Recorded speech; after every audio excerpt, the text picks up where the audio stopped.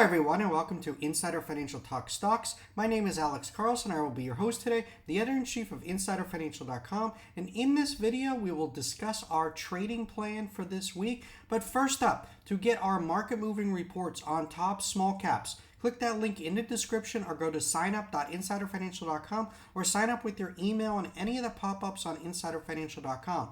After you sign up with your email, you can then sign up with your mobile number. Mobile is the fastest way to get all of our reports, and it works for all numbers worldwide. Simply enter your country code first, followed by your number. For US and Canada, 1+ area code and number. Never begin the format with 0. It will not work. And after you sign up, you will get a welcome email, which includes a free copy of the Insider Financial Guide to Penny Stocks ebook.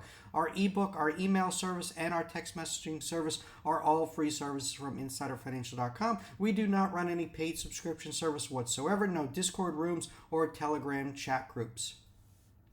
Well, guys, in the Friday night video, I covered the week's biggest winners and recapped the stocks we covered here on the channel and for our subscribers.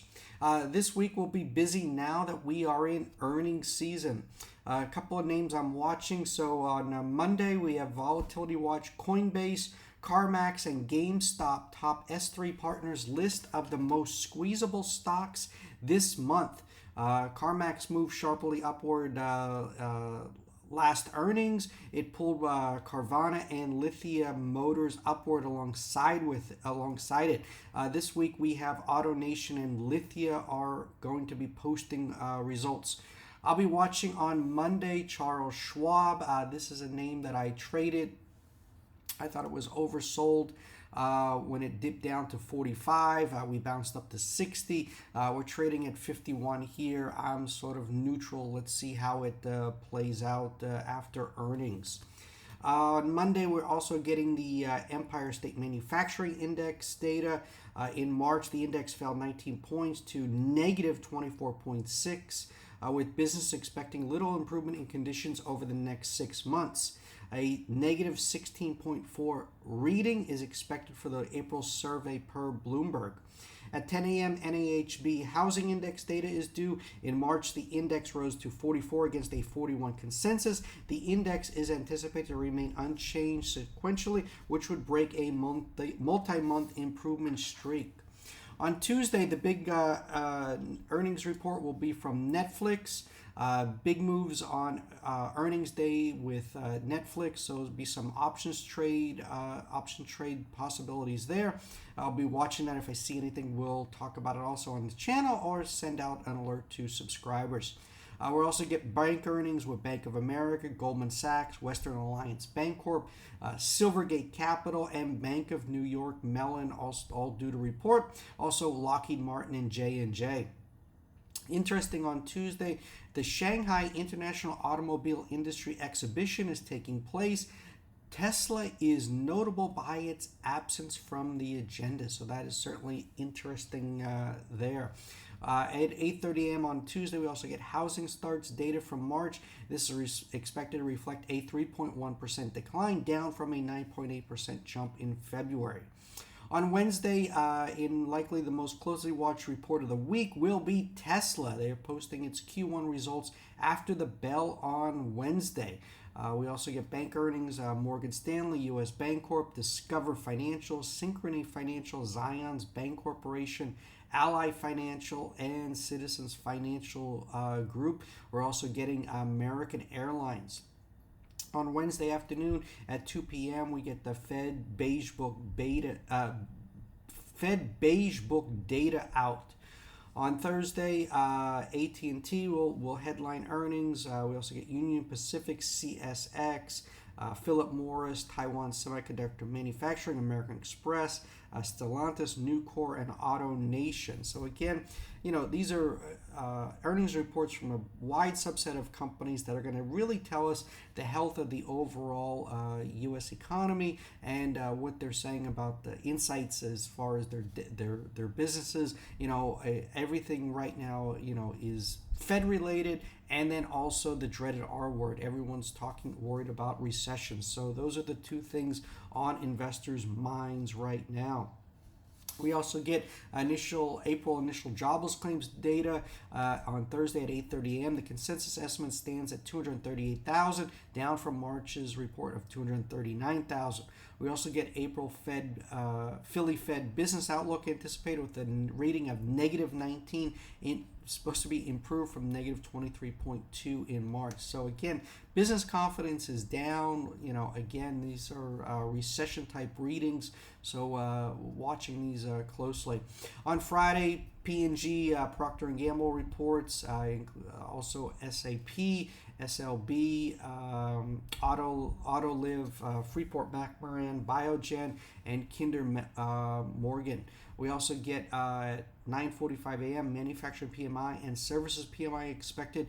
U.S. services PMI is expected to contract to 51.5 from prior 52.6 in March, while manufacturing is expected to remain flat at 49.2. Guys, as I keep saying on this channel, this is a trader's market and not an investor's. So you have to know all these reports.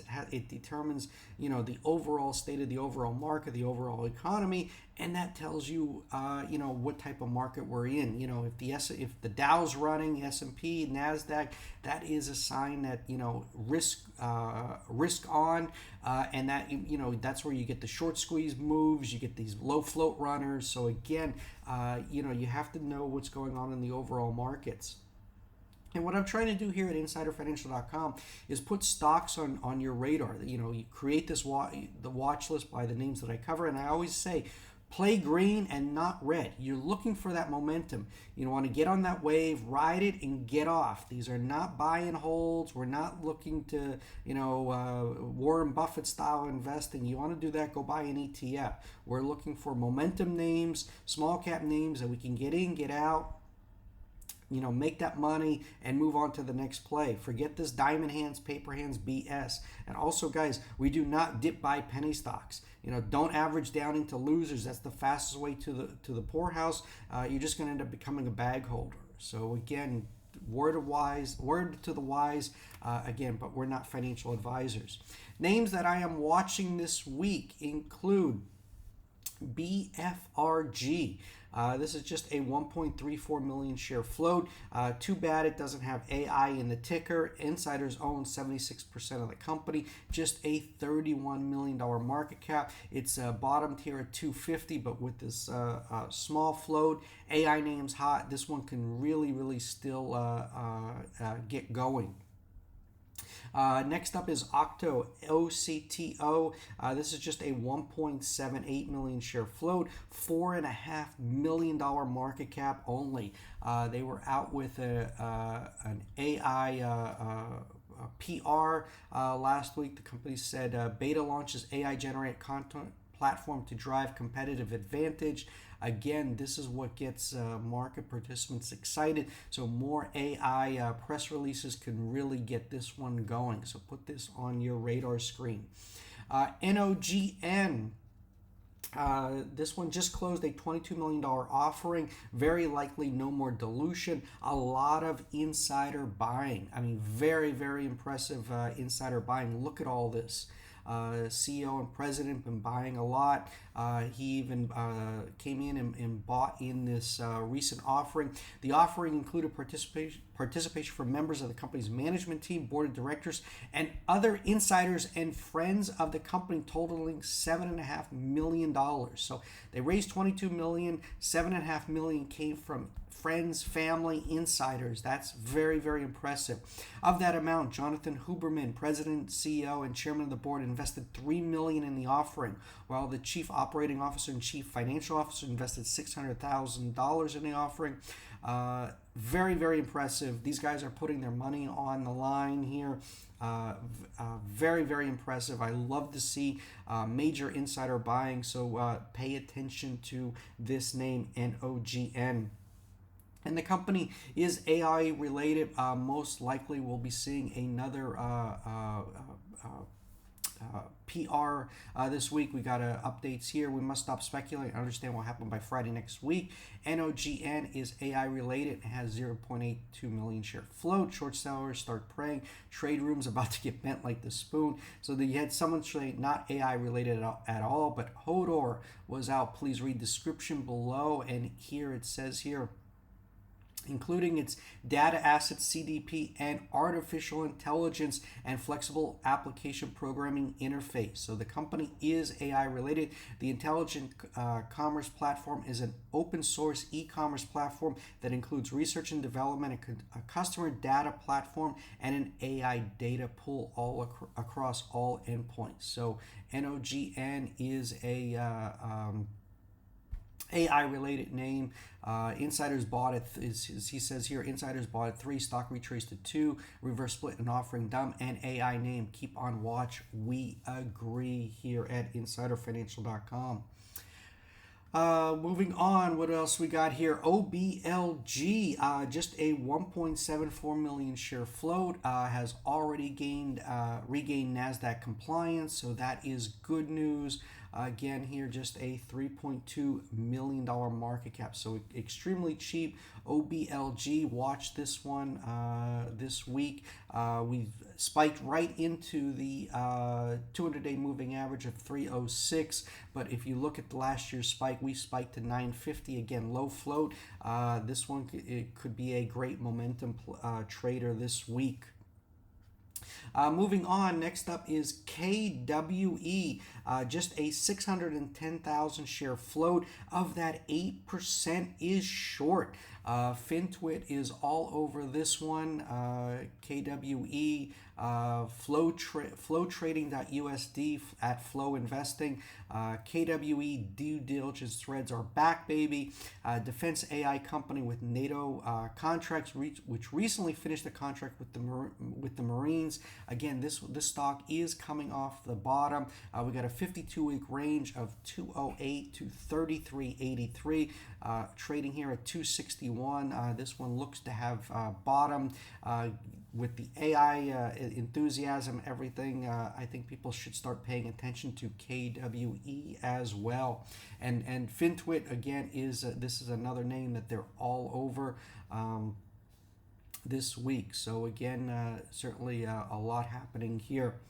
Lastly, guys, is MARK, insiderfinancial.com. Subscribers know this one well. Back in 2021, we had 2 big spikes starting at 2021. This one ran from 20 all the way to almost 50, and then back in before the end of the year, it spiked again from $10 to almost 70. So again, MARK, this one here is a past runner, trading here at $1.43. Again, this is why, guys, play momentum. Don't become, a lot of bag holders in MARK. This is why you do not average down into penny stocks. Again, just trying to help you guys as much as possible. It's much, much better to take a smaller loss than a big loss later on. Trust me, just trying to help you guys as much as possible. But MARK has been putting out some AI PRs. Again, we're getting earnings after the bell tomorrow. So again, this certainly shall be interesting. I expect them to talk more about AI. Company here says here they'll be doing their conference call tomorrow at 4:30 Eastern. In addition to fiscal year 2022 financial results, management will provide an update on the company's AI businesses in Asia, Europe, and the United States, and progress made across its AI platform. So again, it's all going to be about AI. Expect some fireworks this week in MARK. We will be listening to that call and monitoring it for our subscribers. So again, if you want the latest updates from insiderfinancial.com, click that link in the description or go to signup.insiderfinancial.com or sign up on any of the pop-ups on insiderfinancial.com. Guys, it's completely free. No spam. Your info is never shared. Unsubscribe anytime. And again, guys, remember, play the momentum, buy green, don't be dip buying or averaging down. Again, that's the quickest way to the poorhouse. Finally, guys, Insider Financial and myself are not investment advisors. This video does not provide investment advice. Always do your research, make your own investment decisions, or consult with your nearest financial advisor. This video is not a solicitation or recommendation by sell or hold securities. This video is our opinions meant for informational and educational purposes only and does not provide investment advice. Past performance is not indicative of future performance. Thanks for watching. Good luck this week, guys. Bye-bye.